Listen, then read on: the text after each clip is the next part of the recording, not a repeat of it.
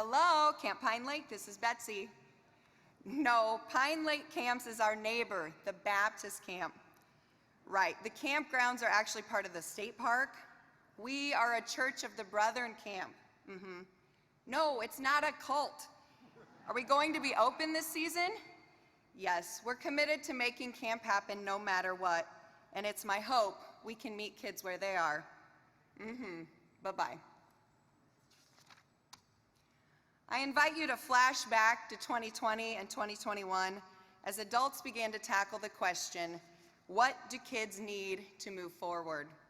A horrifying pandemic, racial injustice, political tension, social isolation, maximum screen time. This is where kids were. As a camp, we sat wondering, how can we cast a lifeline to create a space to help kids see God clearly? You know, about a decade ago, we hosted a free day camp, and it had some potential. This guy, Braden Harris, came. Camp Pine Lake became his spiritual home, and he never missed a year. He became a counselor and summer staff. Braden always says time at camp grounds him. He often goes barefoot. Maybe this is what kids need, a sacred lawn to ground themselves. But we have got to remember, this time is different. We always approach our children with care, but now, how can we help them sort out or accept this reality? How can we help them channel an awareness of God's grace amidst such uncertainty when we are also bowled over with grief? We know our natural setting and legacy of love can allow for this, but how can we even more intentionally open a space for honesty to know again with surety God is among us and within us? How? We were again reminded God has never intended for us to do it alone. We formed a team of mental health professionals from within our district and built and implemented a mental health curriculum to construct the safe emotional space we knew campers needed. We felt ready. Let's do this day camp. But we have less than 10 kids connected with our local Ivester Church of the Brethren, and 2 of those are my own kids. Who is going to come to this day camp, and how are we going to fund it? 54 campers, that's who. Camp Pine Lake is a tiny unknown camp in a tiny unknown district. Our normal camper threshold is about 25. Now, 54 campers. First, we needed some money, and 2 opportunities rolled in. We were awarded matching grants, one from the Mission Possible Fund in our district, and a second when denominational Faith in Action grants were open to camps. We had the money. Now we just needed the people power. We were going to have to make some new friends to pull this off. Meet Caitlin. I cold called her to work in our kitchen after knowing her through a theater camp I used to help at. Once we saw her gentle nature around children, we pulled her out of the kitchen and into the ranks. Like so many counselors, her gift with young children shone so brightly.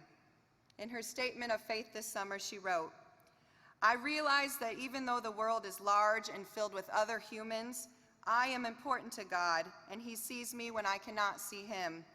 I had never found a place where I truly felt God's presence until I came to camp."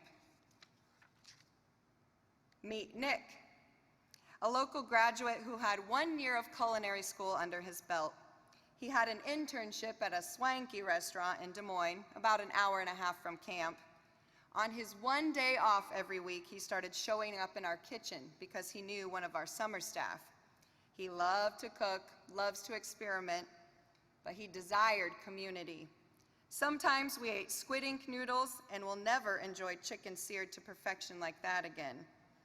At the end of the summer, Nick returned to host a fundraising breakfast on his own accord and raised $4,000 for camp scholarships. Meet Sydney and Lucy. Sydney was my son's teacher, and she attends another church in town. She asked me if I had any jobs open because she can't sit still on her summer break. That answer was no, but I said, we need someone skilled and trusted to put out fires at this day camp that's grown beyond our means.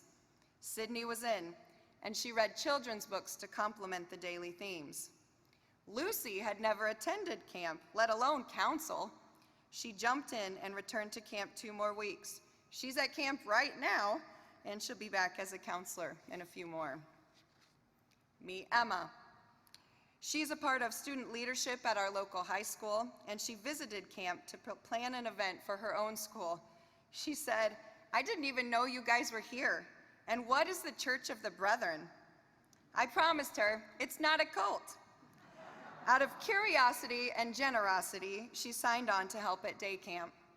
And a very reserved little girl she used to babysit just beamed when she saw Emma ready to greet her.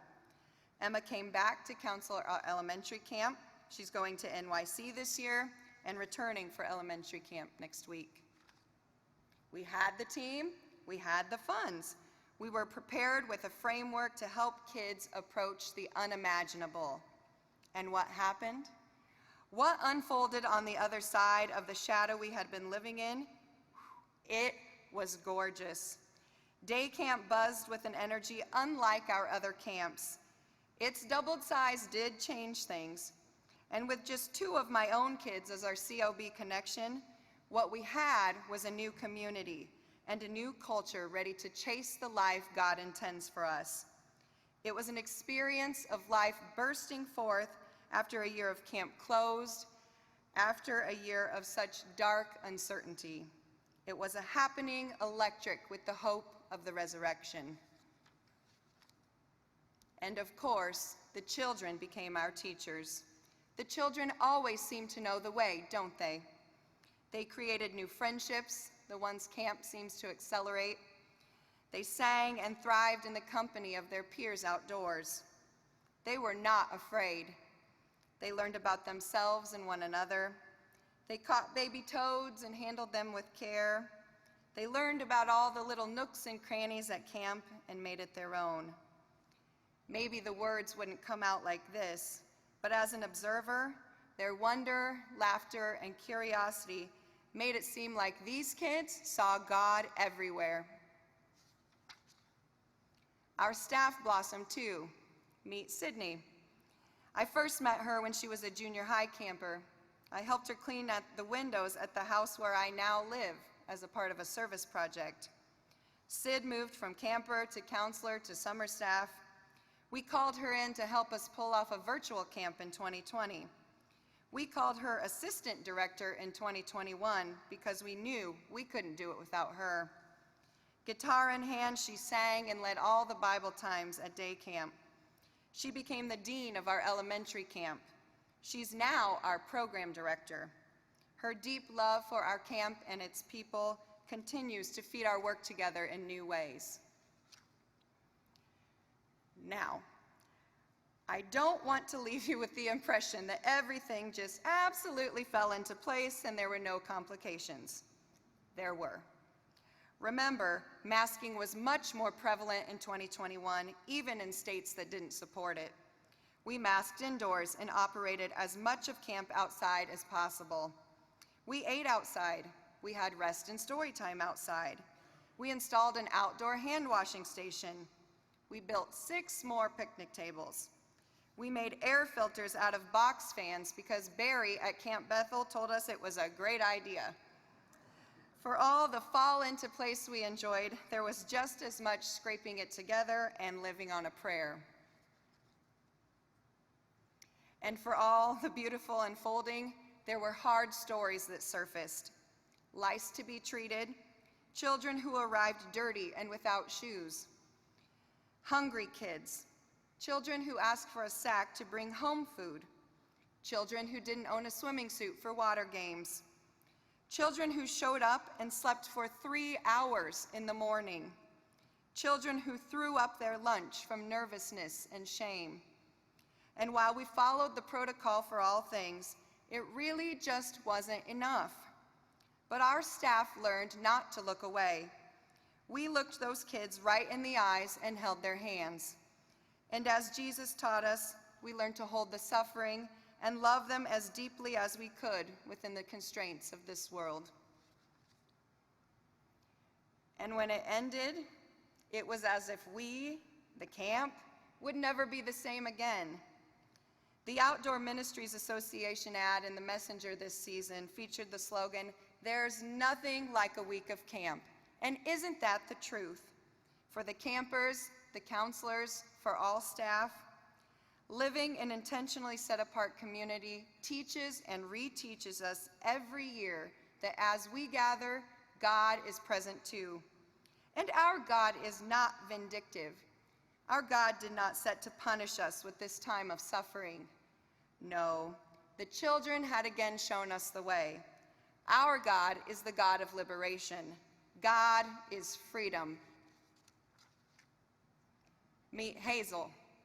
She just finished first grade at our local elementary, and I often see her when I pick my son up from school. She always yells, "Camp lady," and runs up to give me a hug. One day she said, "Hey, camp lady, are you doing my camp again this year? Can I come?" I said, "Well, why not, Hazel? I just gotta find some money and some help. I'll get started." Our camp committee and staff decided this free day camp is an important element of our culture. The only COB kids are my kids, but it's part of who we are. 2 families at our local church saw the potential, and when beloved grandpas, husbands, and dads passed, they gifted the memorial money to fund day camp. A bench, a new tree, some new furniture, tangible items like these used to be the way to honor someone's life. But we were reminded where our treasure lies. Our district offered Jesus in the Neighborhood grants to local congregations. We snuck in as a camp and were awarded funds too. We had enough seed money to make a go of day camp, so I opened registration. I capped it at 50 kids. I'm not going to lie, we often felt we were in over our heads last year. High needs and higher numbers made me feel timid. We just couldn't do more than 50. That filled in a week's time, so I closed registration. And the wait list began to build. I asked our staff what to do. Could we find more volunteers? Should we go beyond our limit? Again, the young people showed the way. You know what they said? "Betsy, build a bigger table." And I said, "Who should we allow in?" And do you know what they told me? Every last one. And we did. 64 kids. 64 kids at our little camp that no one in town even knew was there. Ring! Hello, Camp Pine Lake, this is Betsy. No, Pine Lake Camps is our neighbor. The Baptist camp. Who are we? We're a Church of the Brethren camp. Right, it's not a cult. It's more like Jesus in the Neighborhood. Yes, we're the one with the free day camp. Of course your camper can come. We've built a bigger table. Can't wait to see you there. Bye-bye.